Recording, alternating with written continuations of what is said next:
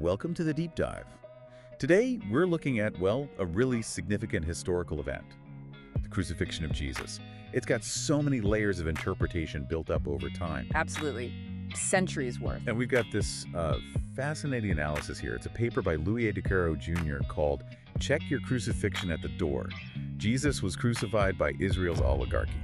Right. And while, there are countless perspectives, this one takes a really specific angle. Quite provocative, actually. It focuses on the historical accounts, trying to figure out who the earliest records really point to as being responsible, doesn't it? Exactly. It's less about the theological significance, which is obviously huge, and more about the who did what based on those early texts. Okay, so let's jump into de Caro's main argument then. What's the core idea? Well, he argues that, yes, Roman soldiers physically did the crucifying. That's clear. Right, the hands-on part.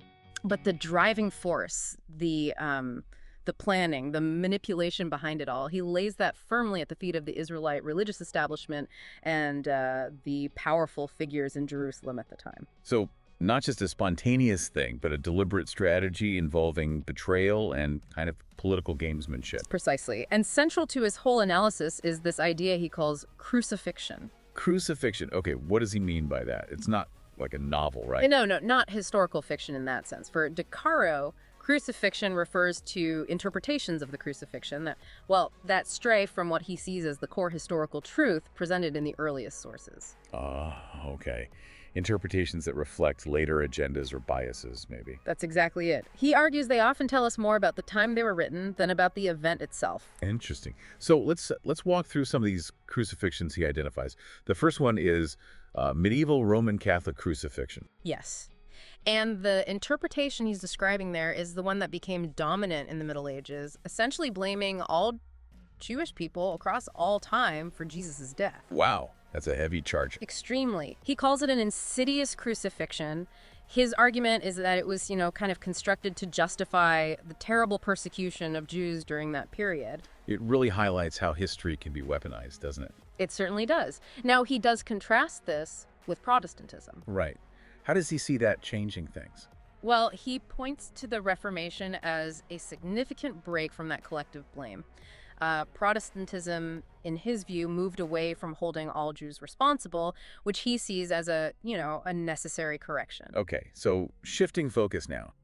The source talks about Islamic crucifixion. How does that differ? Oh, this is a completely different interpretation, fundamentally different. Here, the crucifixion, according to de Caro, isn't about who was responsible, but whether it even happened. Denying the crucifixion itself. Exactly. Islamic tradition generally holds that Jesus wasn't crucified. De Caro mentions the alternative stories like Judas being made to look like Jesus and crucified instead, or maybe just his shadow, something like that. And de Caro's reaction to this sounds like he doesn't mince words. Not at all. He's quite blunt. Calls it against all the evidence of history, flying in the face of the New Testament. He even uses the phrase pishtosh. Yeah, okay. Pretty dismissive. What's his reasoning for why this interpretation developed in Islam? He argues it served let's say, a theological and political purpose, particularly as the Islamic Empire grew under the Abbasids. Denying the central event of Christianity helped, decenter Christian theology and elevate Islam. I see. Positioning Islam as the successor faith. Right. And he finds it really significant that even Jewish sources, like the Talmud, acknowledge the crucifixion happened. It makes the Islamic denial stand out even more starkly for him. That is an interesting point. The Talmud acknowledges it. He also suggests something quite thought-provoking about Eastern Christians living under Muslim rule. What's that?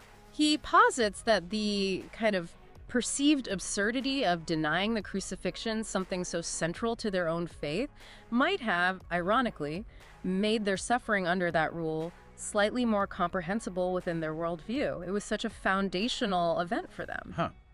Like facing hardship under rulers who denied such a basic truth? That's a complex thought. It really underscores how embedded the crucifixion narrative was. Okay, so next, de Caro moves westward and later in time to what he calls the crucifixion of the liberal West, emerging after the Enlightenment. Right, so what's the shift here? They accept the event happened historically?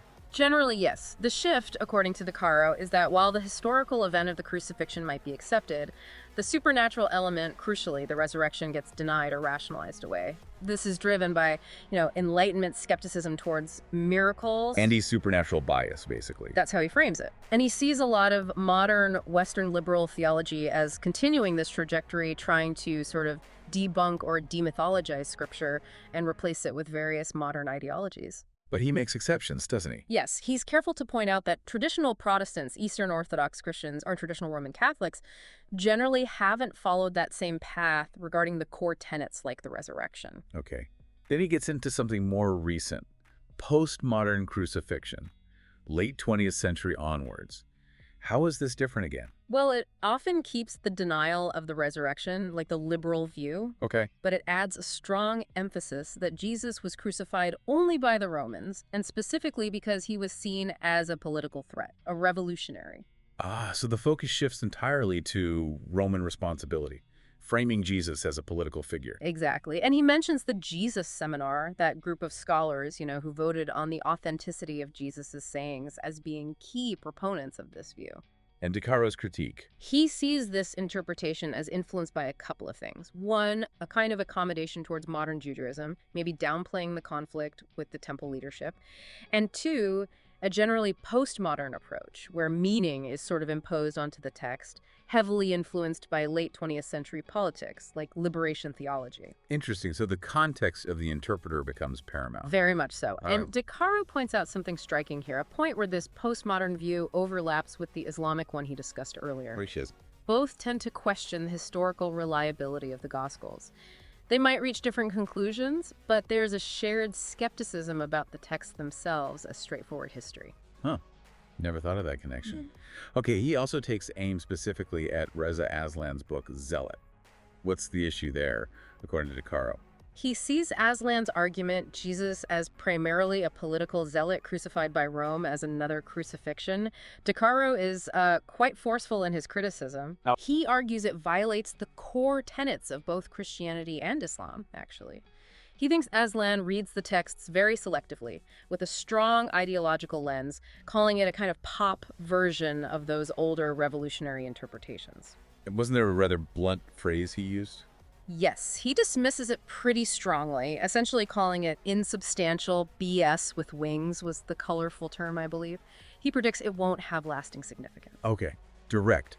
Then there's liberationist crucifixion, similar to the political revolutionary idea. There are overlaps, definitely. This perspective really emphasizes Jesus as a champion of the oppressed, a victim of Roman imperial power. The focus is heavily socio-political. But they might affirm the resurrection, unlike some other views. Some might, yes. The key thing is framing Jesus primarily through the lens of political struggle, sometimes drawing parallels, as De Caro notes, to figures like Che Guevara. And De Caro's counter-argument to this strong political revolutionary reading. His main point is the lack of compelling evidence from the Romans' perspective. Why aren't there more Roman records if Jesus was such a major threat? Why would Pilate offer to release Barabbas, an actual known revolutionary, instead of Jesus? Good point. Pilate's actions seem inconsistent with seeing Jesus as the primary threat. Exactly. And De Caro stresses that the Gospels themselves depict the Judean leaders having to really scheme and pressure Pilate. It suggests the Romans weren't independently driven to crucify Jesus as a major political insurgent. So for the gospel writers, he argues, the Roman occupation is kind of the stage, but the main drama is Jesus versus the Israelite leadership. That's his reading. The internal conflict is central. Okay, so after dissecting all these other interpretations, these crucifixions, De Caro brings it back to his own thesis. What does he advocate for? Essentially, a return to the texts themselves. Read the Gospels carefully, do the exegetical work, try to understand them in their original context without imposing, as he puts it, these trendy ideological bifocals. Be aware of our own biases when reading, basically. Yeah. Right. He acknowledges that's hard, maybe impossible to eliminate entirely, but awareness is key.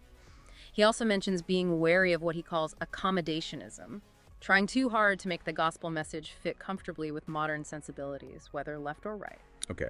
And his core conclusion, based on that close reading? It comes back to that passage in Luke chapter 19, verse 47. Mm-hmm. He really hones in on the phrase, the chief priests and the scribes and the leading men among the people were seeking to destroy Jesus. The leading men.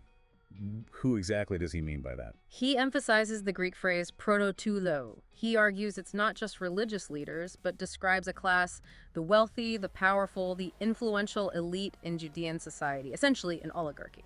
So it wasn't the general population, but this specific powerful group. That's his key argument. It wasn't a mass movement demanding crucifixion, but a strategic move by these oligarchs. He does acknowledge the theological dimension, God's plan. Right, the predetermined will aspect. But he separates that from the historical actions of the human players involved. His focus is on their motives and actions. So historically speaking, what's the sequence he lays out? Betrayal by Judas, then a sort of private hearing or condemnation by these powerful leaders, then bringing Jesus before the Roman governor, Pilate. And then pressuring Pilate. Yes. He highlights how the Gospels show Pilate seemingly looking for a way out, trying to release Jesus. But the leaders corner him. They use the ultimate political threat. If you release this man, you are no friend of Caesar. Putting Pilate's own career and safety on the line. Precisely. That forces his hand. So De Caro's final picture is stark. Which is? Jesus was effectively murdered, orchestrated by these powerful Israelite oligarchs who manipulated the Roman system and used Roman soldiers as the tools to carry out their plan. They used the occupying power to eliminate someone they saw as a threat to their own power structure. That's the core of his historical argument, like using a hammer that doesn't belong to you to strike a blow. Wow.